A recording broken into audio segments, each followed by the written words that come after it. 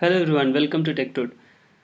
Till now we have studied basics of tuple relational calculus, that how do we write query and what is the condition, how do we specify tuple variable and attributes, etc. Now in this lecture we will be learning how we can use predicate quantifiers in our expression. Okay, so what is the format of tuple relational query? So in our tuple relational query, we have tuple variable and we have attribute, okay, and we have certain condition. Fine. So this is t1 and this t2. These are our tuple variable. Okay. We have already studied these things. And this is our attribute. So for a particular attribute, we write tuple variable dot attribute, right? I mean, we want ak attribute from t2 tuple. So this is attribute, okay, and this is condition. There will be whole lot of expression here, and obviously there can be a single expression and multiple expression combined by various operators like and, or, etc. So for example, we have a relation R, okay, and we have various tuples in R. So then we call it T, okay, and we evaluate this expression over all the tuples, okay, and we return only those tuple which are satisfying this condition. Fine. So I'll again take an example. Here we have been given a relation student, okay, having attribute roll number, name, department number and sex. So the query is find roll number and name. So we have to find out roll number and name of all students, okay, all students in department number 2. Fine. So basically we have to list down all the students who has here department number equal to 2. Fine. So how do we write the tuple relational query? We will first of all list down the tuples attribute which we want to give as output. So we will have, first of all we will take a tuple variable, that is t1, or let's take t only because we have only one tuple variable here, and we will take then attribute, that is t dot roll number,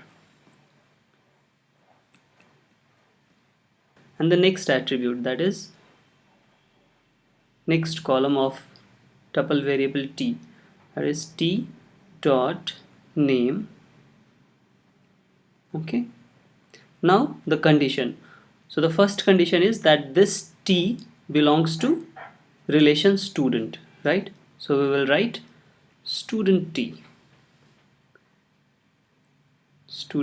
that is for all t belongs to student, but this t should also satisfy some other condition. That is, what is the condition? That the student's department number should be equal to 2. So what we will write? We will write t dot department number equal to 2.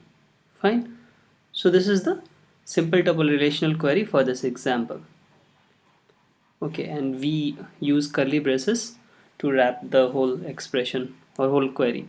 Fine. So this is for this example. Now let's understand how we use quantifiers. So for simple examples we can represent without quantifying the tuple, but for complex examples or complex query we need to use quantifiers. Here we will be using two quantifiers, two kind of quantifiers. One is, we call it there exist, okay, and basically it is known as existential quantifier.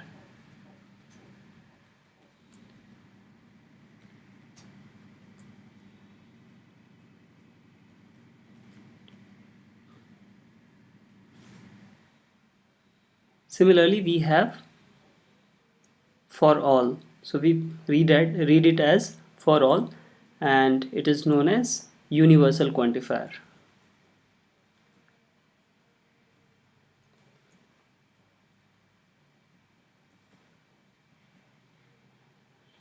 Names are very logical, like here we have existential quantifier. We call it existential because this quantification is for a particular quantity which exists. So we say if it exists, then we have certain condition, and this is for all. Okay, so as it is for all, and whatever we will write after it is applied to all the variables, so we call it universal because it is universally applied for all. So these quantifiers we can use while writing condition in tuple relational calculus. Okay, so we use these quantifiers with tuple variable in our condition. We have understood, like we have this tuple variable, okay, and then we have certain condition, okay, and these condition are basically over tuples t1 and t2, right? So we can use quantifiers along with this tuple in condition. Okay, so let's see how we can use it in an example. In this example, we have two relation, employee and dependent. Employee has EID, name, and address as attribute, and in dependent we have dependent ID, that is DID, name, and EID. So this EID obviously is referring to this EID, right? So this EID is referring to this EID, and here this EID should be candidate key, this EID DID should be candidate key in dependent, right? So all these things should be clear by now, I hope. And so let's see the query. Here query is employee name, that is employee name, who has no dependent. Okay, so we have to list down all the employee name who has no dependent. Fine. So first of all, it is asking employee name. So if we take e as tuple variable, then we have to list down e dot name. Okay, name. Fine. Now our condition. So what will be the condition? The first condition is that this E should belong to employee table, right? Employee relation. So we will have EMP E. Great. Now we will have some condition here, okay, which should return true for the E which has no dependent. Understand it? What I'm saying? We have this condition, okay, we have and, so this will be true if both are true. So for each tuple in employee, this is going to return true. Now this has to be true only for those tuple, only for those e tuple variable for which there is no dependent. Fine. Okay, so for better understanding, I'll write down what I want as output from this bracket. So we want that it should return true for those tuple which has no dependent.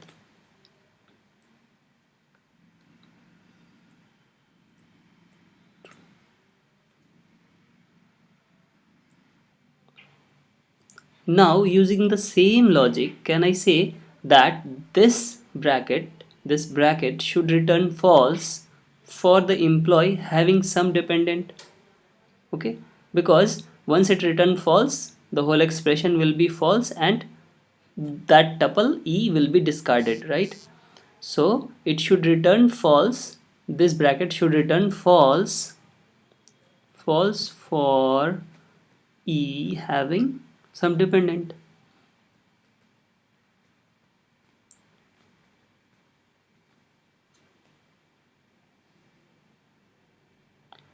Now can I say that, now if I write something in this bracket, we can write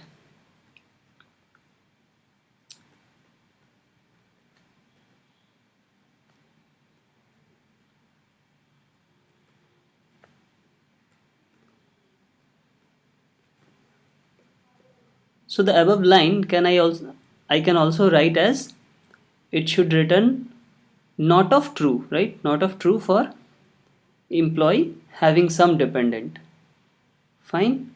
Now let's write down this expression as predicate logic expression. So to represent this predicate, I can take another d tuple variable. So I am taking if there exists a d, forget this negation sign first.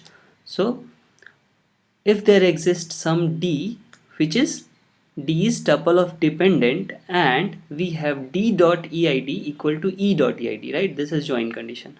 So if we have, and this both are true, so what does it mean? This entire line means that it will represent true for employee having some dependent, that is for this E we have got some D, okay, which is holding for this expression. Fine, so this will become true, and as we have negation sign here, so ultimately it will become false, right? So then it will become false for those employees who have some dependent, okay. So for that it will become false, and then this entire condition will become false, okay, and it will return true for those employees who have no dependent, okay. And in that case this entire condition will become true, and that tuple will be taken in our output. Fine, so I'm expecting this is clear. Here if you notice we are using two tuple variable, right? One we are using E, okay, and another one is we have this D, right? So we have two tuple variable for this query, okay, but there is a difference. We are using quantifiers only with D, not with E, right? E is free of quantifiers, okay. So when a tuple variable is free of quantifier, we call it free variable. Similarly, when we use tuple variable with a quantifier and we basically bound it, so we call it bound variable. So here D is bound variable, okay. Fine, so E is free variable and D is bound variable. So in this video we have used there exist as quantifier, right? We have used existential quantifier. So in the next video we will learn how we can interchange these quantifiers, okay? So this there exist can be interchanged to universal quantifier, that is for all, and vice versa, okay. So we have some well-known transformation which we will be learning in next chapter, and we will also be looking at few more examples to understand these transformations. So hope to see you in the next lecture. Thanks for watching.